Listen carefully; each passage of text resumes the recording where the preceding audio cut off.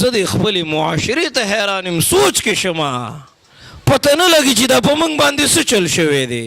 ټیقي غوندې راوتي دي، تاسو کتلي که نه؟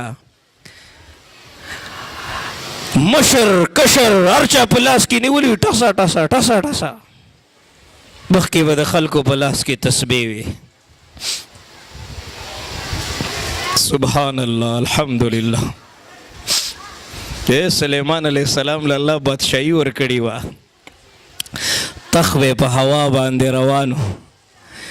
یو زمیندار خپله زمینداره کوله چې دا تخت یې داسې وکتو که نه، نو ډېر زیات تعجب کې شو، نو ډېر د زړه د اخلاص نه وي سبحان الله. تاسو وایئ د زړه نه وي ښه نه سبحان الله. هغې هوا سلیمان علیه السلام ته ورسوله، هغه هوا ته حکم وکړو وایي زما دا تخت د دې زمیندار په خوا کې کوز کا. زمیندار ته وی دا سبحان الله دی ولې وویله؟ وایي ستا دا تخت مې وکتو، ستا دا بادشاهي مې وکتله، نو ډېر زیات تعجب کې شوم چې الله ستا به څومره لویه بادشاهي چې تا سلیمان علیه السلام له دومره لویه بادشاهي ورکړې ده. ځکه مې وویې چې سبحان الله. سلیمان علیه السلام ورته وایي زما دا ټوله بادشاهي ته والا او دا یو سبحان الله دې مال راکه، ستا دا یو سبحان الله زما د دې ټولې بادشاهي نه وزندار دی او قیمتي دی. جنت کې به جنتیان په یو خبره باندې خپئ چې یو سبحان الله خو مې سیوا ویلی وی. په دې پیغمبرانو کې یو پیغمبر دی ابراهیم علیه السلام، دته خلیل وی ښه، د الله دوست دی. اصل کې د خلیل معنی دوست نه ده، خلیل خو د خلل نه دی. د الله مینې په زړه کې داسې نښتې وه چې د وتلو نامه یې نه اخیستله، او د عشق او محبت اداګانې پکې وې. الله ورته وایي دا زوی او ښځه پرېږده، عزت یې عمل ته یې پرېښودل. الله د خاطر هغه اور ته وغورځېده، اور یې قبول کو، خو د رب مخالفت یې قبول نه که.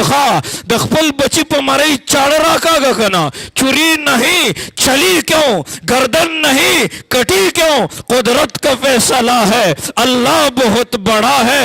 نو دا قربانی دا الله ور سره مینه شوه او الله ورله د دوست خطاب ورکو. جبریل وی الله ډیره مینه ور سره کوي، وی د کې د محبت اداګانې دي، ځان کې د محبت اداګانې پیدا کوي. ښه زه وایم داسې مه مړ کېږه چې خلک پټ پټ خاندي چې شکر دی چې مړ شو. کلی کې ته خلک تنګو، ګاونډ کې ته خلک تنګو، بعضې ښځه یي که نه هغې نه دا ټولې ښځې په اور کې ولاړې.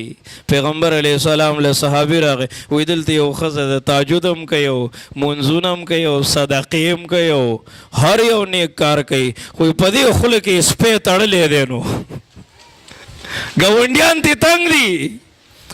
د الله نبي وایي دا اعمال دا نشي بچ کولی، دا به جهنم لځي.